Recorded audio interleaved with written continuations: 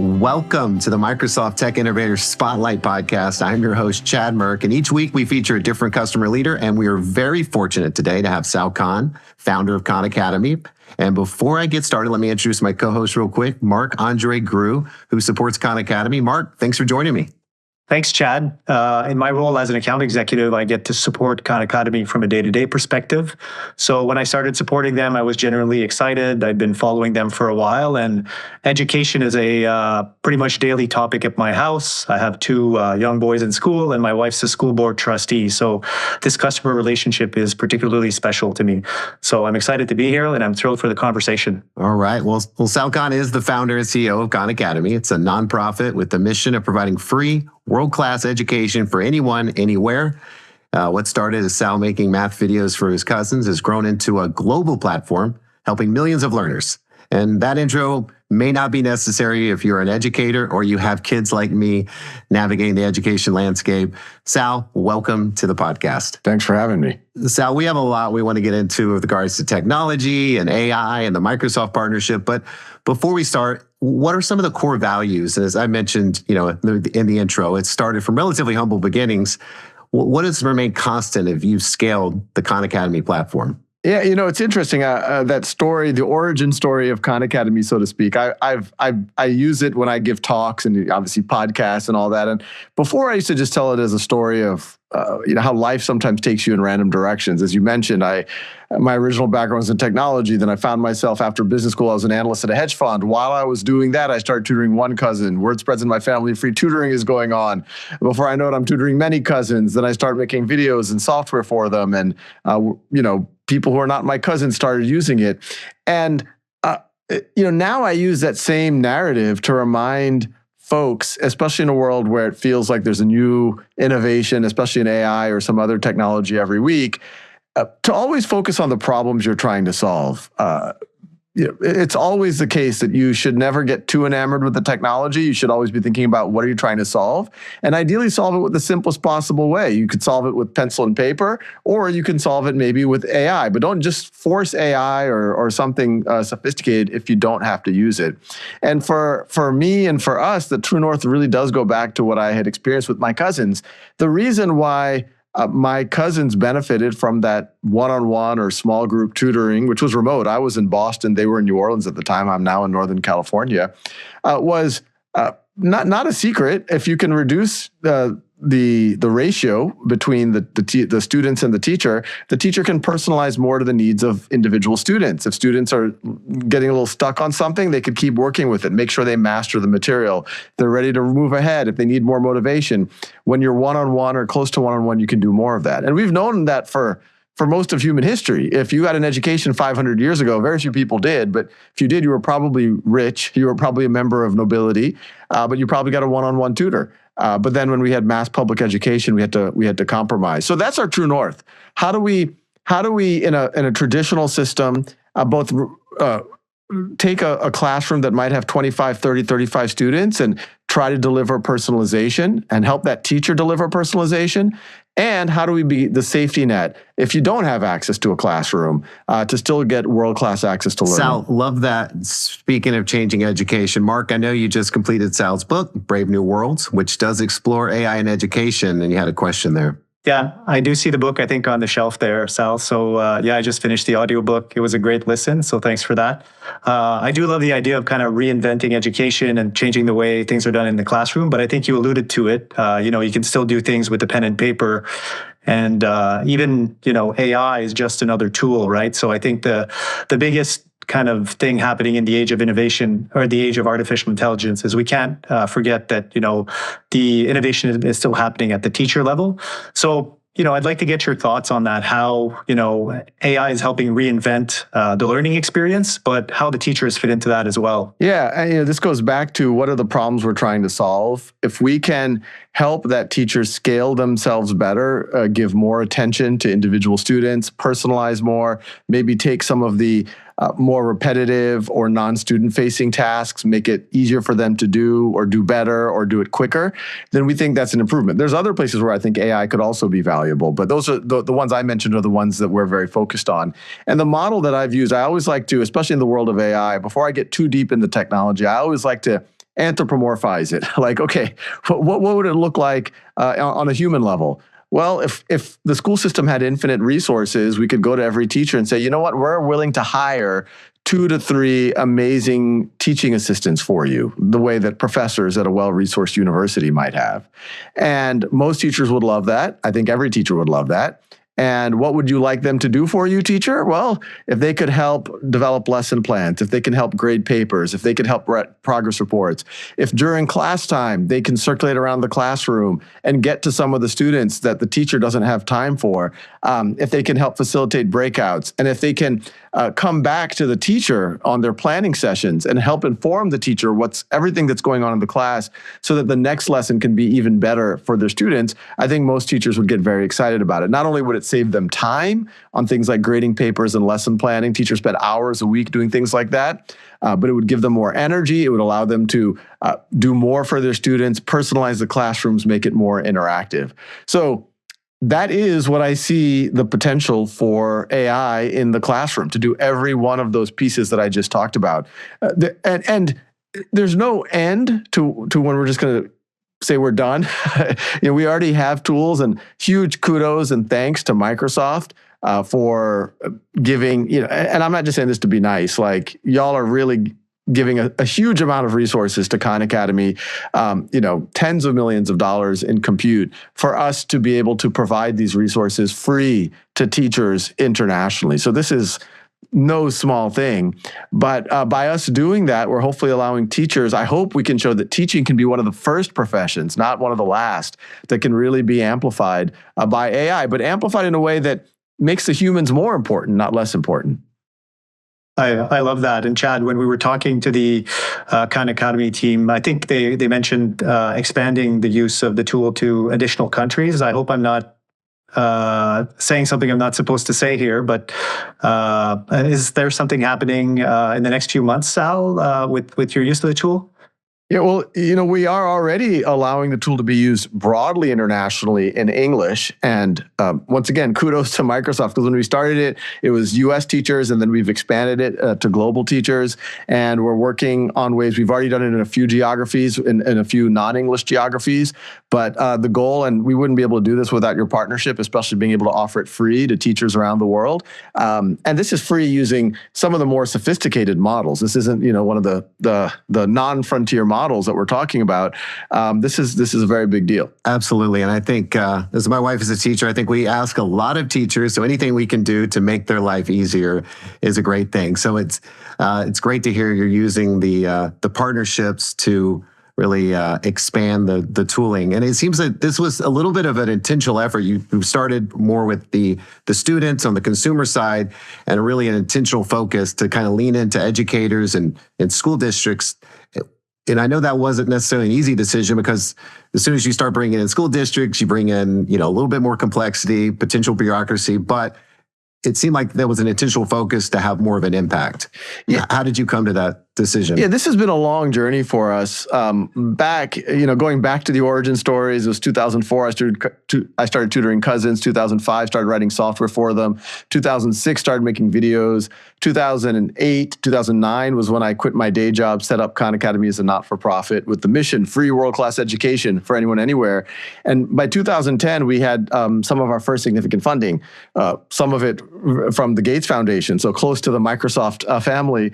And from the get-go, I always imagined that it could be used by teachers in classrooms. I had made essentially a whole suite of teacher tools in those early days for myself to keep track of what my cousins were doing and to assign things to them and to see where they had gaps so I could follow up in our live sessions. And there were classrooms using it, and we were doing that for many years. And we had, by about 7 or 8 years ago, we had already about 50 efficacy studies. I believe we are the most studied edtech platform ever, because we are not-for-profit, open. We only want to get better. A lot of third parties do research on us, so it isn't just stuff that we do. It's mostly third parties that do us, that we're going to publish whether the results are good, bad, or ugly. And the narrative has been that if students are able to put in say 60 minutes a week on Khan Academy, they're accelerating their learning 30, 40, 50% because they're just getting more practice, more feedback, more personalization. And so about 6, 7 years ago, we started going to school districts and saying, look, a lot of your teachers are already using us. Look at these efficacy studies. What would it take for you to use us systemically throughout your district? And almost every superintendent, chief academic officer said something like, oh, I believe you. My niece swears by the Khan Academy. It helped her with the SAT. Or even some younger superintendent said, oh, you helped me get through grad school or whatever. So we had a lot of trust there. But they said, but if you really want us to use you systemically, you have to give us support, training, integration with our rostering systems, district level dashboards. You have to jump through some of the hoops around, as you mentioned, regulations, compliance, et cetera. And that was the time where we said, look, if we're serious about free world-class education for anyone, anywhere, we have to work hand in hand with the system. That's how we're going to reach all students, not just the students who happen to stumble on us or whose parents get them to our site. So that's when we started investing in schools, and we've continued all the way. And I think it was a real blessing. One, I think it was the right decision. And also now in this AI world, especially if you're talking about people who are under the ages of 18, if you're talking about children, it's even more important that they're using AI in a pedagogically positive way with oversight and the right controls. And I think that's most likely to happen in a school setting. Well, Sal, you mentioning AI, it's not a Microsoft podcast. We don't talk about AI. I actually heard you speak at a customer conference about 1.5 years, maybe 2 years ago, and we were still relatively early in the AI world. I mean, I think this was right around the time GPT-4 came out, and you guys already had Khanmigo launched, where you were early in bringing an AI-powered tutor to your platform. What has the impact been to Khan Academy? Yeah, and to your point, we were lucky, that 3 years ago, a little over 3 years ago, summer of 2022, Sam Altman and Greg Brockman, two of the founders of OpenAI, reached out to us. And this was months before ChatGPT existed. And they said, hey, we're training our new model. It was GPT-4. And when they showed us, we said, hey, this is a game changer. It had issues. It was hallucinating, making up facts. It had trouble with math. We were worried about it being a cheating tool, as the world still is. We were worried about kids having inappropriate conversations. But we said, look, if we can turn those fears into features and protect around it, it also has the possibility of getting that much further to supporting students in a personalized way. It could act as a concierge for the teacher and the student. It can do all of these things that we just talked about, being a teaching assistant, et cetera. And so that's when we worked on what would eventually be called Khanmigo. And we were able to launch it in early 2023. And actually, just as a side note, ChatGPT was almost a surprise even to the OpenAI folks. They thought they were just putting a chat interface on the old model that they had out for many months. And then the whole world latched onto it. But it was really the GPT-4 release that we released the same day that everyone thought was going to be the big release. And in hindsight, it was good that ChatGPT came out a little bit earlier. At first, school districts, educators really reacted in a negative way, as they should, frankly, because it could be used as a cheating tool. It did have real issues. But they started to also realize that this was going to be a part of students' futures. And if you put the right guardrails, maybe it could also help them with their traditional learning. And so when we launched Khanmigo in March of 2023, it's actually been very welcomed. And we launched it as a pilot. And in just a matter of years, it's now scaled to over 1.5 million formal students. There's hundreds of millions of folks who use Khan Academy, but this is students using Khanmigo inside of classrooms as part of formal partnerships. What we've learned is in the first wave, Khanmigo was really just a layer on top of Khan Academy, and it already did provide a lot of value for a lot of students. I would say there's about 20% of students, and they're not always even the high-flying students, but there's about 20% who immediately figured out how to use these tools, started asking questions, et cetera, et cetera. But the other 80% was a little bit more passive. We realized it was, our first implementation was akin to me walking into a classroom and saying, hey, everyone, I think I'm a pretty good tutor. I'm going to go sit in the back of the classroom. If you've got any questions, come and ask me. Yeah, maybe 20% of kids will ask me questions, but the others might be afraid, might be embarrassed. what we realize is a great tutor actually is more proactive. They walk up to the student, hey, it looks like you're struggling with that. How can I help you? Or, hey, how come you're not working? How do we get you back on task? Whatever it might be. And so this new version that we're doing, it is much more proactive. It is much more embedded in the experience. People tell me, does the AI work? And I'm like, well, it's so integrated now, I can't separate the AI from the non-AI. It's like asking, does the Python or the JavaScript work? No, it's just part of how we build our system now. Yeah, that's great, Sal. We actually got a demo from your team about with the Reimagined experience last week. So we very much enjoyed how Khanmigo is now central to the experience. You mentioned also some of the fears that you were getting at first. So how does your responsible AI fit into all this, and how maybe do you feel that's alleviating some of the fears associated with adoption? Yeah, so as I mentioned, we all these fears around cheating and oversight of students and hallucinations, we've tried, and I think we've done a decent job of turning them into features. If you ask Khanmigo to solve the problem for you, it doesn't. It does what an ethical tutor would. It would nudge you. It's like, what do you think the next step was or is? And maybe you want to look at the left side of that equation and combine like terms, but it won't tell you exactly how to do it. So it does the same things that I do now with my own kids when I tutor them. All of the conversations are transparent to teachers and parents and district officials. So a teacher can ask Khanmigo, what have you been talking to the students? What have they been asking you about? Akin to if I asked my teaching assistant, hey, what have you been doing with the students? It can talk about that. If the AI sees that the student's trying to have an inappropriate conversation, it will actively notify the district and teachers about that. In terms of math errors and hallucinations, we've done a lot of work, and I think more than anyone, in just evaluating these things and minimizing these things. And so now we see error rates that I think are now better or comparable to even a human tutor, and we've really been able to anchor it on the core Khan Academy content. So that it isn't, making up things, which I think a lot of pure AI systems still can do. I was just in Mexico City, and every mural I asked, the AI system kept saying it was Diego Rivera.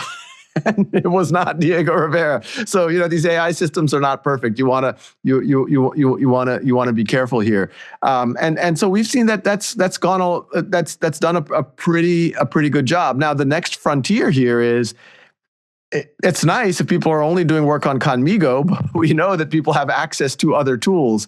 So we are trying to work with districts on how do you mitigate the cheating possibilities of things like that. AI essay cheating, I think, is a very, very big deal. We just had lunch with a family friend's kid who is a freshman at Stanford, and he was all stressed out. He's doing his midterms. He's a humanities majors in international studies, and all of his midterms were essentially take-home papers, and he was doing them himself. And I said, well, how many of your classmates are using AI? And he said, honestly, most of them are, like 90%, 95%. I was like, oh my God, that's got to be demoralizing. He's like, yeah, it is, because I'm actually trying to learn the material. So I do think we have a very real problem where a lot of universities, even ones that you expect to be pretty technically sophisticated, have kind of pretending that this isn't happening. They're pretending that their honor codes are still intact, even though they aren't. And so I think we are trying to, one, create tools that universities and students and K-12 can use, so that when students do, let's say, an essay with our AI, it can make the process transparent. And if they go to ChatGPT or some other tool, or they get to their older sister or a fraternity brother and get someone else to write it, our AI can tell the teacher, hey, this wasn't from us, and this is a little bit different. So I think there's some oversight we can do like that. I think there's human systems, probably more in-class writing, either pencil and paper writing, or just using the tools in front of the teacher. And I think there's the other extreme where, in some cases, especially at the college level, teachers should just say, yeah, go use AI. Look, if 95% are already using it, I think it's unfair to the 5% not to allow that. Just say, hey, use AI for this, but I'm going to expect more from this assignment. I've also been very vocal that everyone should be taking a step back right now and say, well, why did I have this assignment in the first place? And a good answer isn't, well, this is the way we've always done it. A good answer is, well, I really care about skill A, B, and C. And then you have to say, okay, well, what's the best way to measure skill A, B, and C now? Is it your writing assignment that can now be done on ChatGPT, or is it something else? So I'm curious, what is the way that Khanmigo has evolved the most? As these AI frameworks, change almost weekly. Is it more on the responsible AI, transparency? Is it, building out, getting better at prompting students and engaging them to make sure that they're not overwhelmed and know where to start just to get them going? What have you seen has been the biggest change as this whole space has evolved? Like I said, rapidly over the last 2 years, but it's seemingly every week. It's interesting. One thing, and I sometimes I'm pushing the team here. We launched Khanmigo with all the guardrails to really protect. And if anything, I've seen that there's been a higher tolerance for unguarded use of AI than I would have expected. I mean, as I just mentioned, people are cheating. People are using. There's some folks who claim to be creating ed tech tools for the classroom that really don't have these guardrails, that are hallucinating, that are doing all these things. And I've been trying to, this isn't for us. We're nonprofit. I don't get an extra dollar if more people use Khan Academy. In fact, I have to go raise more money if more people are using Khan Academy. But I do it because, myself and the Khan Academy team care about school districts using these things properly. So if anything, we realize that we should probably create even more things within Khanmigo, where with teacher supervision, we can create more open-ended possibilities within the system. A lot is what we've talked about. It's one thing to create just a bunch of tools. Some people will lean in and use them, but you have to make the AI more proactive for it to really have value, to act as a concierge for teachers and students, to act as a coach, to offer itself, to ask questions. Those are the areas that we've invested and continue to invest in. I think engagement in education is always the number one thing, as long as you have something efficacious, and we think we do. So, we think the AI, if it can help with engagement and help kids get unblocked and help teachers stay in the loop, that's where to focus. So I know the team's been working with GPT-4 models. Do you feel you're going to see some gains with adoption of GPT-5 or other models that will come later? Have you talked with the team about that? Any thoughts? Yeah, we're doing a lot of work on evaluations of models, and I think this is another area where we're doing more than anyone. I think a lot of applications, especially in ed tech, make just a thin layer of prompting on top of traditional models, and they're not making sure that if it's generating a lesson plan, it's truly standards aligned, or when it evaluates a student's work, it's truly analyzing it the way a solid tutor or teacher would. So we've created a whole series of evaluation tests, because even while using, say, GPT-4, there's a new version of GPT-4 that was coming out every 3 months, and now with GPT-5. And so, early signals it's interesting, because even though a new model you might think is going to be better in every way, sometimes it does regress, and might be because the prompts were optimized for the old model. But then, and in other areas, it definitely advances. So I definitely, we haven't seen a huge leap, but we see improvement in certain areas. And so we're definitely, it's going to be probably just a couple of months before we've migrated. Yeah, I've heard you talk a little bit about, you get a little bit into the models. You even found some emergent capabilities in the early days with some of the OpenAI models, which is interesting. And it's interesting too, just the improvement in, I think, math is, probably near and dear to your heart, that these models have gotten a lot better. And has that opened up some new capabilities for you with the AI-powered tutoring? Oh, yeah. I mean, what you're alluding to, I remember that first weekend that OpenAI gave me access. Once again, late summer of 2022. Everyone's used to this now, but this was months before ChatGPT existed, et cetera. And I asked Greg Brockman, over chat, I said, hey, does this work only in English? And he said, yeah, it works only in English. And then I was born in New Orleans. I barely speak Bengali, which is my family's mother tongue. And I said, let me just try. So I tried to speak to it in Bengali, and it responded back in Bengali. And and so I took a screenshot and I sent it to Greg, and he's like, oh yeah, after you asked, we tried it. It looks like it speaks every language. So there was definitely emerging behavior that in those early days. Now we know that it can speak most languages. We now, it doesn't speak every, and essentially the further you get from large languages, it starts to break down a bit. But that was some of the emergent early behavior early on.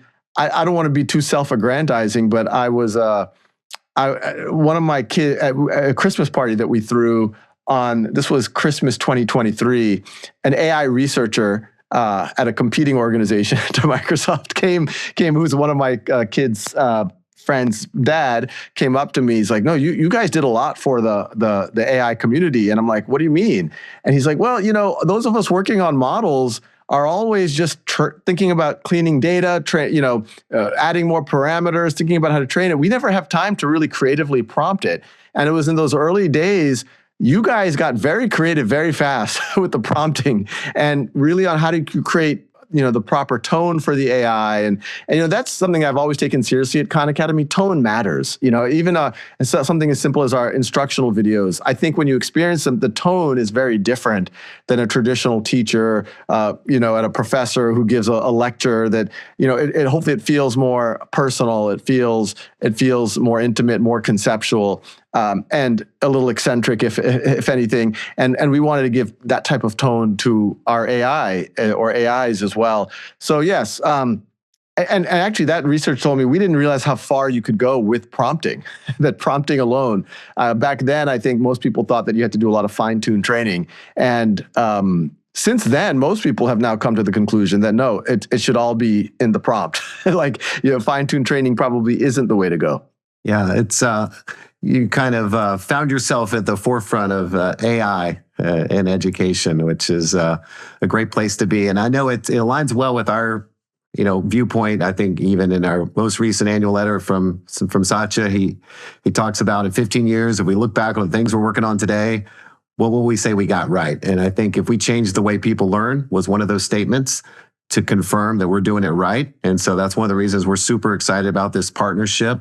And I know your team and the team working with Marc are working very closely to bring this capability to more educators, which we're very excited about. And I guess we'll leave you with what else? What else is coming next that you're excited about? Oh boy, there's so much. We have this new version of Khanmigo that takes in all of what we've learned over the last 3 years.